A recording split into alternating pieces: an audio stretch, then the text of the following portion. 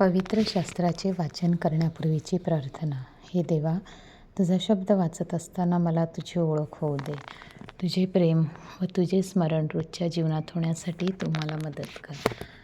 तुझा पवित्र शब्द माझ्या जीवनासाठी कशाप्रकारे मी लागू करावा याची समज दे. हे पवित्र आत्म्या, माझ्यातील अज्ञान दूर कर. माझ्या कुटुंबात आणि या जगात हा पवित्र शब्द वाचत असताना तुझ्याविषयी व इतरांविषयी माझ्या हृदयात प्रेम प्रज्वलित कर. आमेन. शनिवार, तारीख 4 जुलै. पहिले वाचन आमोस अध्याय 9, ओवी 11 ते 15. परमेश्वर असे म्हणतो, दाविदाचा पडलेला डेरा त्या दिवशी मी उभारीन आणि त्याची भगदाडे बुजवीन. त्याचे जे कोसळले आहे ते मी उभारीन. तो पूर्वकाली होता तसा तो बनवीन. मग ते अदोमाच्या अवशेषाचा आणि ज्यांस माझे नाव ठेवले आहे त्या सर्व राष्ट्रांचा ताबा घेतील. असे हे कृत्य करणारा परमेश्वर म्हणतो, पहा, असे दिवस येत आहेत की नांगरणारा कापणी करणाऱ्याला गाठील आणि द्राक्षे तुडवणारा बी पेरणाऱ्यास गाठील. डोंगरांवरून नवा द्राक्षरस वाहेल आणि सर्व टेकड्यांना पाझर फुटतील. मी आपल्या इस्राയേल लोकांचा बंदिवास पालटीन. ते ओसाड झालेली नगरे बांधतील आणि त्यात वस्ती करतील.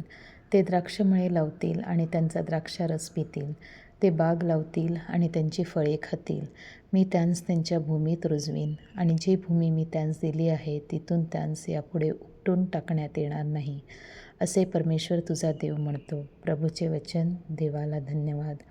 प्रतिसाद स्तोत्र. परमेश्वर आपल्या लोकांशी क्षेमकुशलाचे भाषण करील. शुभवर्तमान. मत्तेय अध्याय 9, ओवी 14 ते 17. योहानाचे शिष्य येशूकडे येऊन त्याला म्हणाले, आम्ही आणि पुरुषी पुष्कळ उपास करतो, पण आपले शिष्य उपास करत नाहीत. याचे कारण काय?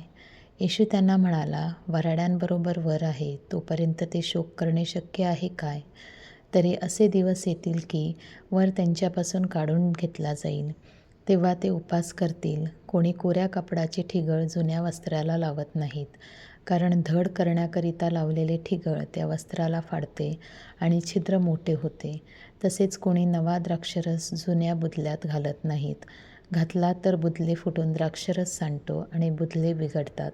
तर नवा द्राक्षरस नव्या बुदल्यात घालतात, म्हणजे दोन्ही नीट राहतात. प्रभूचे शुभवर्तमान. हे ख्रिस्ता तुझी स्तुती असो. चिंतन. नवीन मार्ग. योहान बाप्तिस्माच्या शिष्याने त्यांच्या पापांबद्दल शोक केला, उपास केला आणि तारणाऱ्याच्या आगमनासाठी स्वतःची तयारी केली. येशूच्या शिष्यांना उपास करण्याची गरज नव्हती, कारण तारणारा त्यांच्याच बरोबर होता.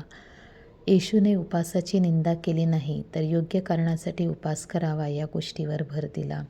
यहुदी समाजात ज्या जुन्या चालीरीती, रूढी, परंपरा होत्या त्या सर्वांना नवीन अर्थ देण्यासाठी येशू आला होता.